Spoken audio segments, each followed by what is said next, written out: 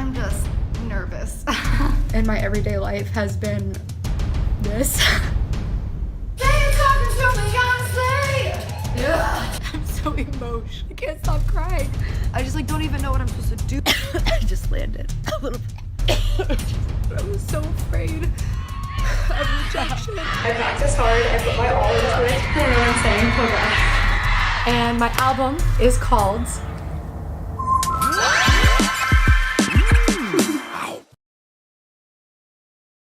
I'm Gabby, and I'm a musician. Well, I wasn't always a musician, but we're getting there, and hopefully more people will know me from that than the internet. People on the internet know me mostly as just a person, if that makes sense, but for the most part, it's just a miscellaneous like pile of me being me. Well, I've always loved music, and I've always wanted to be a singer, but it really did happen by accident. So when I put out my first single, Out Loud, it was just a book promotion for my poetry book, Adultolescence, because part of my book contract was I had to make YouTube videos promoting the book. So I wrote a song based on the poetry in the book, and then the song just became so much more than that. Say what you mean out loud. It was number 3 on iTunes, beat only by Taylor Swift and Taylor Swift on all genres. I was getting interviews with Billboard, I was getting radio play, the song was playing on talk shows. The song was doing really, really well. It went live while I was in the air. I literally landed in Australia, not knowing that my song was gonna be out. There were people waiting at the airport for me, screaming, say what you mean. I was like, wait a minute, how do you know that? And they said, we heard your song, it's out. And I was like, wait, what? People heard it, people know it. It was so crazy. I had so much positive energy and excitement, and I felt purpose. Like I was like, this is what I'm supposed to do. This is what people are relating to. Say what you mean out loud. Drowning in silence when I'm lost in the crowd. I was honestly really, really proud of my first performance because I don't perform live and am clearly not like a vocalist, especially at that point. It was 5,000 people my first performance, and the crowd was singing the song with me. It was bonkers.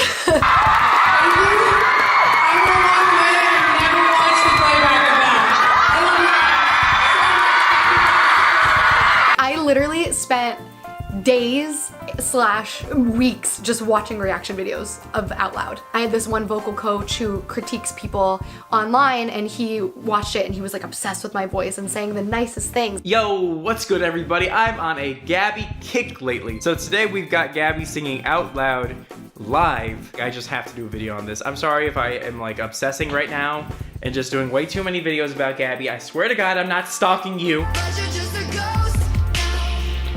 That's pretty good, actually. That's pretty professional sounding. That meant a lot to me because that meant that I was superseding just like my fan base and people hyping me up. And that made me feel like I could really do this, and I told myself and the world like this is what I'm doing now. I have music coming out this year. I will have an album to you, and I'm saying it on this stage because then I have to be accountable for it. So are you guys ready for an album this year? All right, cool. This time last year at VidCon Australia, I was on top of the world. And then I had one of the worst years of my life. So obviously I don't have like all these huge connections. I'm just like a YouTuber making songs with my own money. Like I was very early on introduced to like the greed and dark side of the music industry and like the manipulation behind it. I'm not a money-driven person. So like for me, it's really hard to work in an industry that feels so money focused and so like just greedy. It caused a lot of like emotional and personal turmoil in my life that almost gave me like PTSD to music, where I was like afraid. Emo. I was just like afraid to do it because it was like so painful. It like literally gives me PTSD thinking about it. So after I put out the first single, Out Loud, I did end up putting out a second single, Satellite, which I didn't put my entire heart into because I was afraid that if I put in the work, put in the time, put in all the heart, put in all the energy, put in all the marketing, telling my followers about it, and then it failed, it would hurt so much worse if I tried that hard. So it's like I set myself up to fail on that song. Been standing on the edge for way too long, just waiting for the place that Satellite did okay. I think it reached number 7 on iTunes, which like I'm sure to a lot of people listening is like, that's amazing. But like, I think a lot of even like my more dedicated followers like don't really know that song. My full heart wasn't in Satellite and I essentially self-sabotaged that song. Yeah, I sabotaged the song. So Satellite came out, reception was very lackluster, lukewarm. I felt very lackluster and lukewarm, and I just sort of stopped doing it for a minute. Hi guys, the reason that I have not posted on this channel in a while is I've just had a lot going on with like my mental health. I've just been extremely depressed. Some days I would literally finally get myself out of bed and then walk 10 feet to the bathroom and have to like stop and like lay down and just like lay there for a minute because it was just like hard to like do anything. So my focus at the beginning of this year was like stay alive. Like it wasn't like break boundaries, write music, like change the world. It was like survive. So after months and months and months of doing nothing and just trying to heal, I finally just kind of got into a better place in my life where I was surrounded by like an amazing group of people who were very uplifting and supportive, and I just started to feel like myself again.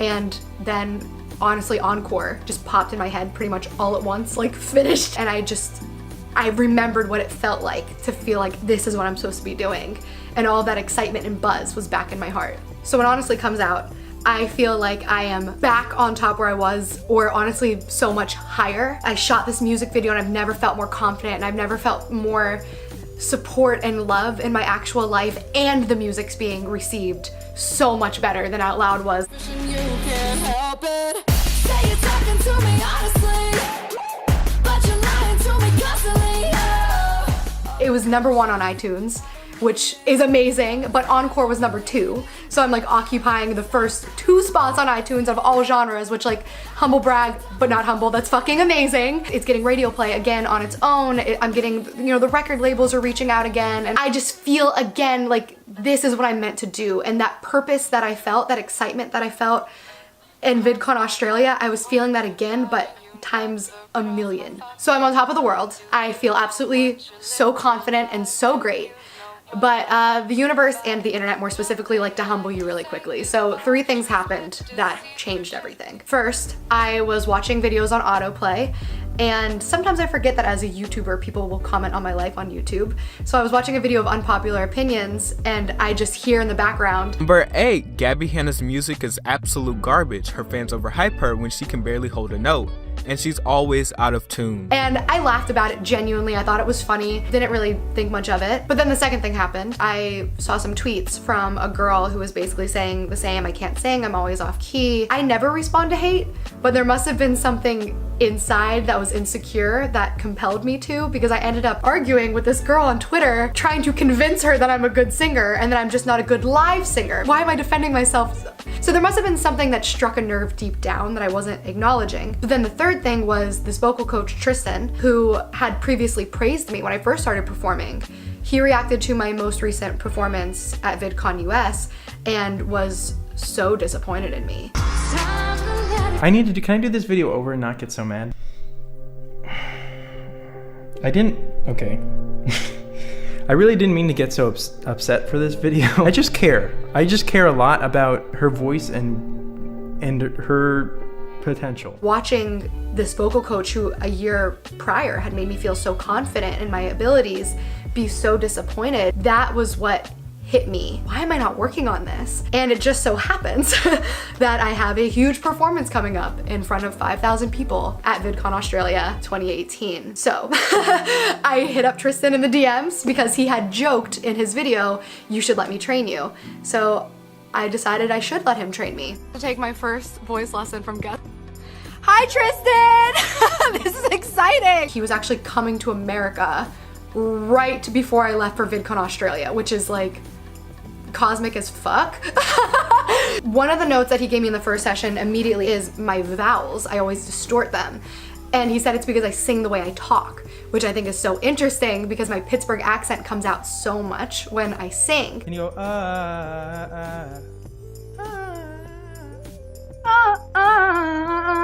That's, yeah, there you go. And can you make the highest note a little bit nasalier? That's it. Another note he gave me over the 2 sessions is I sing so aggressively and so loudly. He basically says like, that's such an easy note for you. Why are you pushing so hard? And I was so argumentative with him about it because I said, because I want to sound aggressive. Like that song, I want it to be like, say what you mean. Like I want it to be aggressive. Try it super light at first, even if it's like head voicey. Say you're talking to me, honestly. There you go. That's ugly though. No, it's not.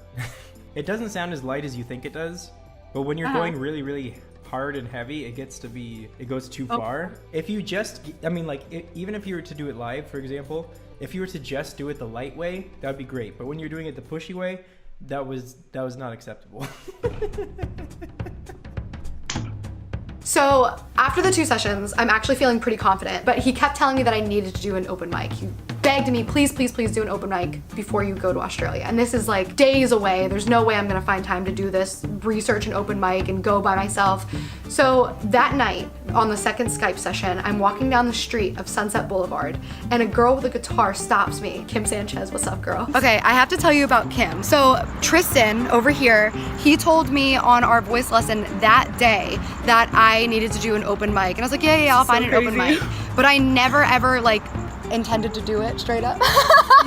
So I'm walking down the street and she has her guitar with her, but she goes, oh, I was just leaving an open mic. And this is the day that he told me to do an open mic. And she goes, you should do one sometime. And then I was like, girl, let's exchange numbers. And we exchanged numbers and now I'm at an open mic. Yeah, this one's really nice too. I saw inside. Are there like no people in there? Because I'm scared. No, you're Small gonna do so crowds good. freak Come me on, out. iTunes #1 almost? Number one. No, 1 and 2.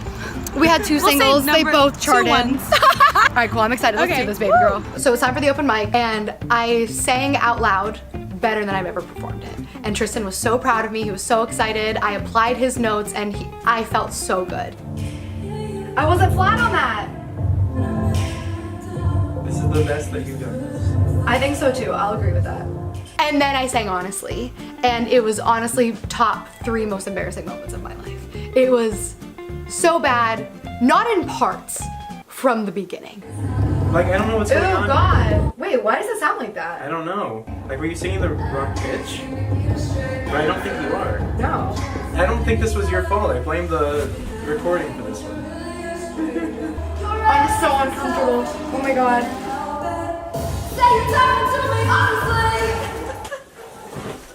Tristan, that's so upsetting. Everybody heard that. Say you're talking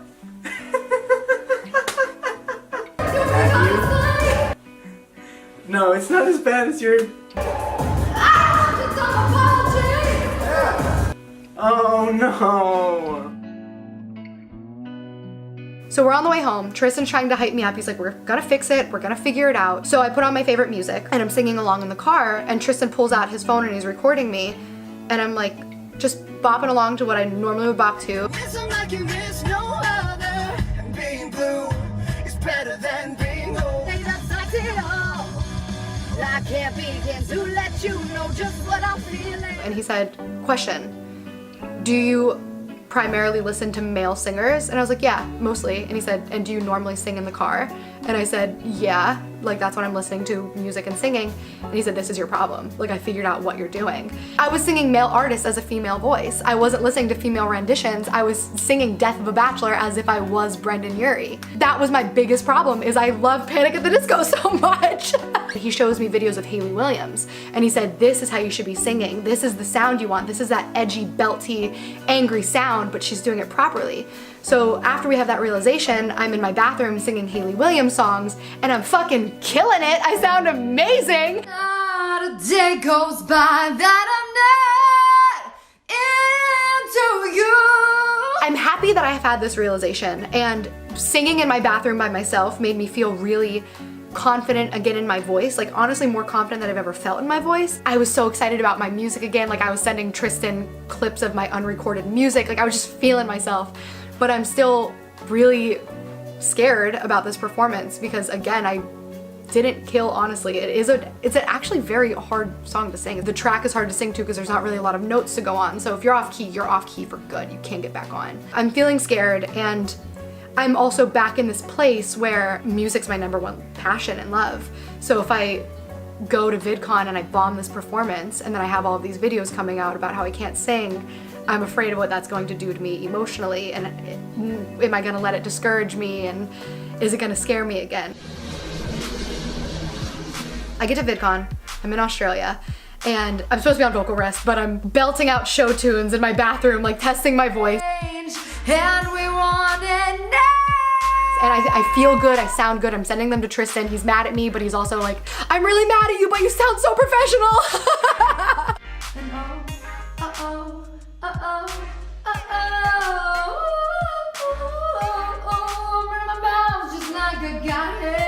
I do sound check. I'm nervous about if I mess up this sound check, it's going to fuck up my confidence for sure, because this is kind of the only shot I have, and if I don't do it great, then I'm gonna, the entire time going on stage, being like, oh my god, I fucked up. How you feeling? Good, just cause it's just you out there. It's not so scary. I feel really good about my sound check, like I'm hitting the notes confidently. Say you're talking to me honestly. I don't want your dumb apology, no. Say you're talking to me honestly. But you're lying to me constantly. I feel better about it than I thought I was going to feel about it, which is nice. I'm still a little nervous just because I feel like I couldn't hear the track that much as it is. Like I could hear it enough that I could follow along, but I'm really afraid that once the crowd is yelling and when I'm nervous, I'm not gonna be able to hear it and then I'm gonna sound bad. Advice for Gabby is to don't over-sing it, because I like to do this thing because the tracks are so aggressive and angry and like punk rocky sounding. I like push the vocals so hard and then I sound like an idiot. He knows. So the whole time I've been in Australia, I've been so good. One thing I've learned is I have to take what I'm doing a lot more seriously, and that includes protecting my voice. So everybody's out, everyone's going to the casino or like dinner and drinks and having fun. There's a reception dinner tonight, like the opening show, and I'm alone in my room because I can't talk over the music, and eating a steak, so like still winning, but you know, I'm in Australia, it would be fun to hang out and drink and talk with everyone, but I just really want to take this so much more seriously than I have in the past. But still, the day before my performance, I wake up and I am so sick. Well, oh, wow. That's the first time I spoke this morning. I don't know what the fuck is wrong with my throat. It feels very tight. There's some swelling here. And I have a cough. Like the second I woke up, I felt the hoarseness and tightness, and it hurts to swallow. Fuck.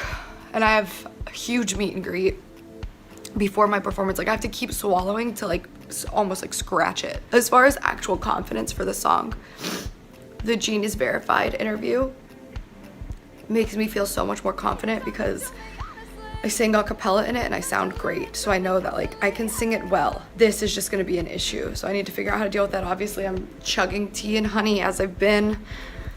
Fuck! I just like don't even know what I'm supposed to do for that. Like, ooh.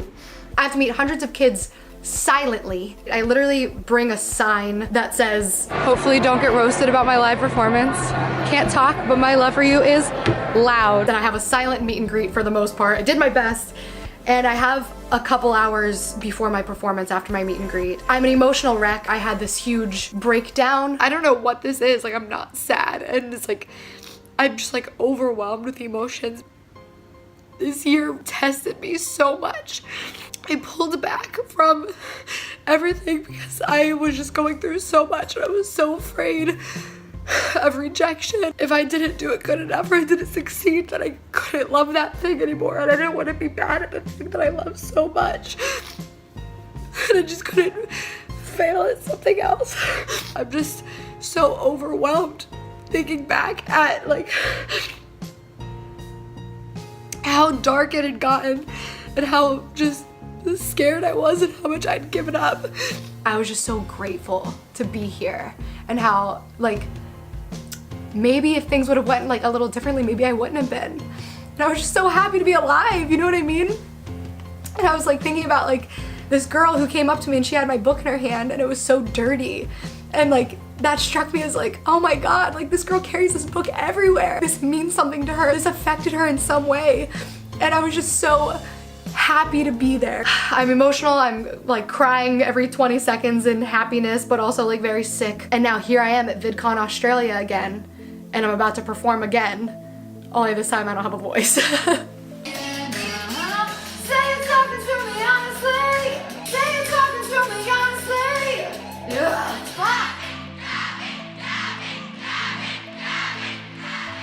Welcome to the show. And I'm actually very, very nervous. I can't remember the last time I've been this nervous this far away from the stage. Usually I start getting nervous like as soon as I'm about to hit the stage, but this is like, right now I'm so nervous. Because I was practicing in my hotel room and I was nailing it like 50% of the time. And I don't know if I like my odds. So in my head right now, it feels like I have a 50% chance of nailing it. Oh. So let us pray. Either way, I practice hard, I put my all into it. I don't know what I'm saying, oh God. Are you pumped? I'm very nervous. I'm getting my ears in. I feel like I'm gonna throw up, like for real, like not trying to be like dramatic for camera. It feels like I'm going to vomit. I feel sick. Go hard. Voice sure is raspy. I'm armpit sweaty.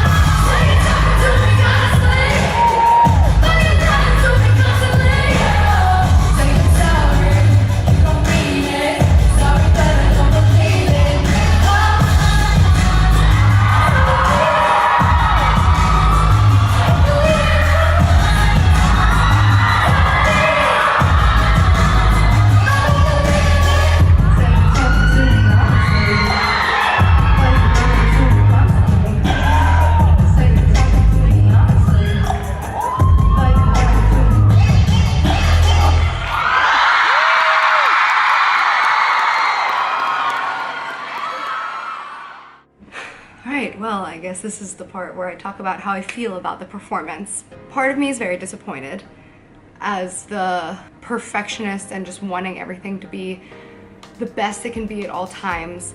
I'm so upset with the high notes because I know that they were not impressive, and it's more frustrating because I know that I can do them. I let my nerves get the best of me, but that's okay, because if I went out there and I killed it and I was perfect, then what is there to work for? I'm proud of myself. I have a lot of work to do. It's obviously a very humbling experience.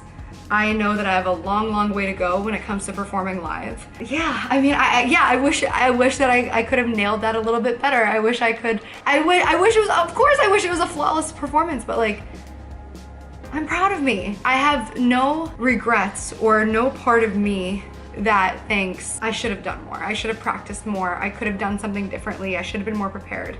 I feel like I prepared as well as much as I could, and now that's an experience that I have for next time, and I'm gonna learn and I'm gonna do better. So I feel good. I'm happy. Yeah, I'm happy. So this time last year, I became a musician by accident, and then I went through hell and back. And I finally got to a place now where I have so much thankfulness and purpose. And I've learned so much about not letting your pain go to waste. If you're feeling something, make something out of it. I think the key to happiness is finding a way to be grateful for your pain And that's honestly, I think, what got me through so much of that darkness is when I was feeling these horrible things, I just kept thinking, God, when I get out of this, I'm gonna have so much to share with the world. I'm gonna have so much to talk about. I'm gonna write so much music. I'm gonna write so much poetry. I'm gonna create so much art. And I think that's so important to just turn your sadness into art. Use every ounce of your pain. Do not let it go to waste. And on that note, I have something very exciting to share with you that I've been holding in, and it's an announcement, which is my album title name, which means so much to me. And my album is called This Time Next Year. I'm so excited. I'm so creepy. It's like genuine excitement though. Like when I tell anybody about it, I'm just like, thank you guys so much for watching. Thanks for being a part of my family. As always, I love you very much. I'll see you next time.